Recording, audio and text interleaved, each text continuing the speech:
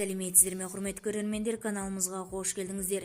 Әлемде және де Қазақстанда болып жатқан жаңалықтарды алғашқылар қатарында біле отырғыңыз келсе, арнамыздағы подписаться және де бір ғана лайк түймесін баса кетуді ұмытпаңыздар. Лайк түймесін басқан қолдарыңыз Кебатулланың қабырғасын ұстауы нәсіп етсін. Ал ендеше бастадым. 4% автокредит қандай талаптармен беріледі? Қазақстанда жеңілдетілген автокредит бұрынғы бағдарламасы қалды. Соның аясында ай сайын 200-250 кредит беріледі деген жоспар бар. Бұрынғы бағдарламаның негізгі шарттары: Қазақстанның даму банкінің бастаған 4% автокредит бағдарламасында алғашқы жарна бар. Қалған шарттары соңғы бағдарламамен бірдей. Кредиттің шекті сомасы 15 миллион теңге, қарызды қайтару мерзімі 7 жыл.